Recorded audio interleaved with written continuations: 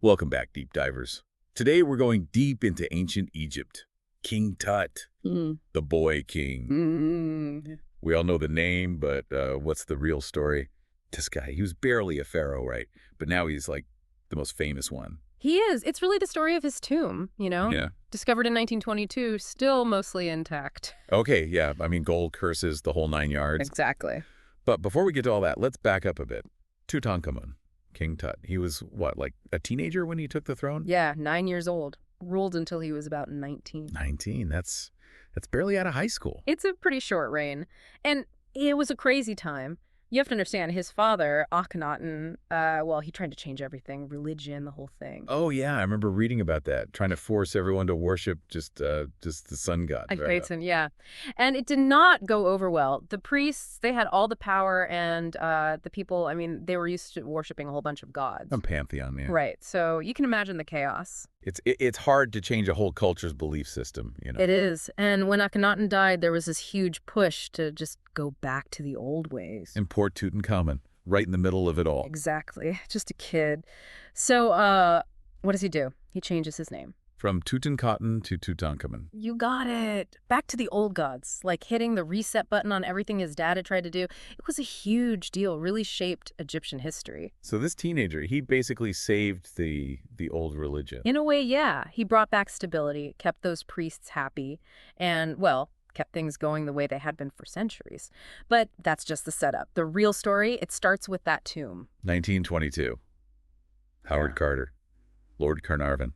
These guys, they were determined to find something in that Valley of the Kings, right? All right. Even though everyone thought it was all tapped out. The Valley of the King, it was like the royal graveyard. And by the 1920s, archaeologists, they'd been digging there forever. Most figured anything left would be, small tombs or already looted. But Carter, he had a feeling. An intuition. He was sure there was at least one more royal tomb untouched. Years of searching, and then boom, he finds this tiny clue. I love this part. What was it? He's looking around the valley, and he notices something about these workmen's huts. They're arranged a little strangely, like they might be hiding something. Okay, suspicious much. Right. That and some other hints he'd picked up, they led him to a very specific spot. November 4th, 1922, he finds it. A step cut into the rock, top of a hidden staircase. They're thinking, this is it. The anticipation must have been incredible. They clear the rubble, reveal the staircase, and at the bottom, a sealed doorway, something no one had seen for thousands of years. Okay, I'm on the edge of my seat. What's behind door number 1? Let's just say they found what they were looking for. The antechamber, it was packed. Golden chariots, furniture, weapons, statues, everything you'd expect for a king. Perfect condition. Like stepping back in time. Exactly. But that's not all. Deeper inside, the burial chamber, still sealed. This is where they would find Tutankhamun himself. But there's a twist. And it starts with, well, the most famous part of it all, the golden mask. Yeah, the mask. It's breathtaking, truly. I saw it in a museum once, and it just blew me away. It's, what is it, solid gold? 23-karat gold, inlaid with gemstones, colored glass, and heavy, over 24 pounds. I can't even imagine the craftsmanship, the detail. It's incredible, and its value today, experts say maybe $3 to $10 trillion.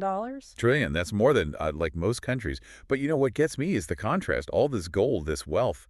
But the reality of Tutankhamun's life was... Well, it's a different story, isn't it? It is. So tell me more about that. Yeah, so we've got this image of a king decked out in gold. Powerful. But what does his body tell us? It tells a different story. DNA analysis, scans of his mummy. It's clear Tutankhamun had a rough life. He had a club foot. A club foot. Wow, that would have made walking really difficult. Yeah, especially back then. And he had a cleft palate, too. Imagine dealing with that, thousands of years ago. Yeah, tough. Anything else? Oh, yeah. He also had this bone disease, weakened his skeleton, and as if that wasn't enough, he got malaria. This poor kid. He was dealing with a lot. It really makes you think about him differently, not just as this legendary pharaoh. It does. He was just a kid, a sick kid behind all that gold. And then there's his death. Only 19 years old. Researchers found a pretty bad leg injury. Probably got infected. So it seems like his death was more about this injury than, some big battle or something. And probably. It adds another layer to this whole story. And speaking of layers, that brings us to one of the most famous parts. The curse. The curse of the pharaohs. The curse. Everyone loves a good curse story. It's like Uh, the perfect ending to this whole King Tut saga. It definitely adds to the mystery, but, like any good story, we have to separate fact from fiction, and it all starts with Lord Carnarvon. The guy who paid for the whole thing, what happened to him? Well, he died pretty suddenly. Infected mosquito bite led to blood poisoning. It was tragic. And the timing, so soon after the tomb's opening, well, people started to talk. But one death, I mean, it's sad, but does that really mean a curse? No, not really. But the media, they went crazy. You see, the Times, they had exclusive rights to the story. So all these other newspapers, they wanted to, they wanted to steal some attention. I see. Competition. Exactly.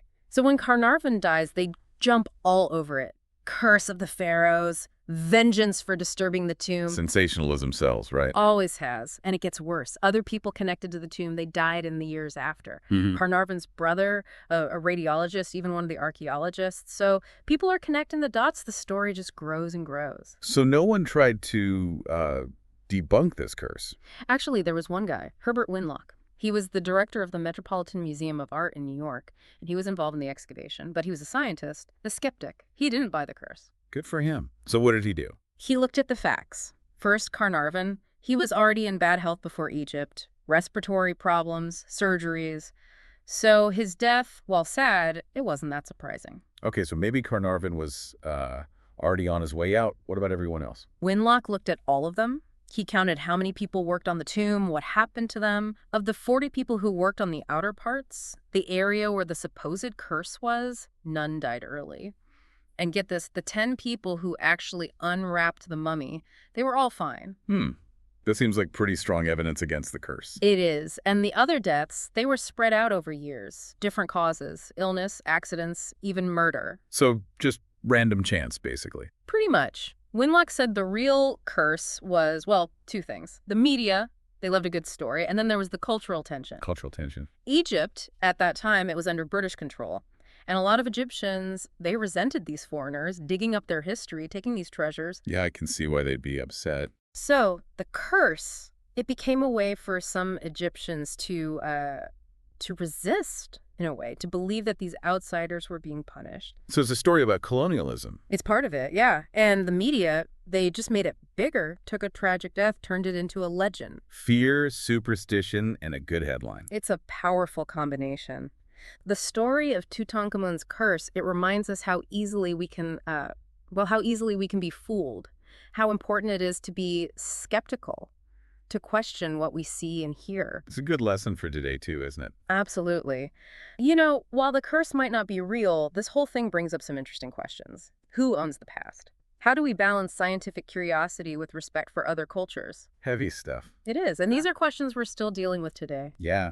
It seems like this story, it's about more than just goals and curses, huh? It is. Tutankhamun's story, it's a window into a really complex time, and it still resonates with us today. Yeah, it really makes you think. It's like all these layers. A boy king, ancient Egypt, a lost tomb, and then, colonialism, the media. It's a lot to take in. It is. It shows how history, it's not just dates and names. It's about people, real people, with their own stories. And those stories, they still matter today. They do. And speaking of stories, I've got a question for you. Yeah. What if, and just hear me out, what if you were the one? You discover a tomb, 3,000 years old, untouched, treasures everywhere. Would you open it? That's a tough one. I mean, it's tempting, right? The mystery, the history, but it's also a big responsibility. You're talking about disturbing something that's been hidden for so long. Who are we to just barge in? It makes you think about all those debates about museums and artifacts.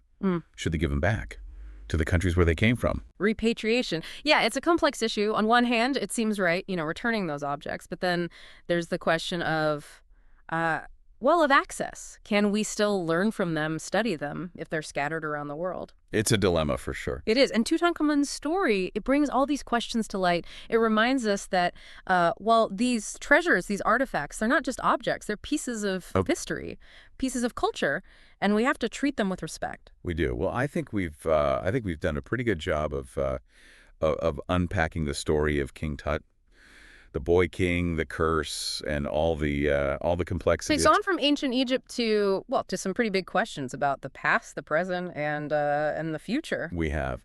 So as we wrap things up here, I want I want to leave you with this. Keep exploring. Keep asking those tough questions. Because history, it's more than just dusty old stories. It's a conversation. And it's one that we all need to be a part of.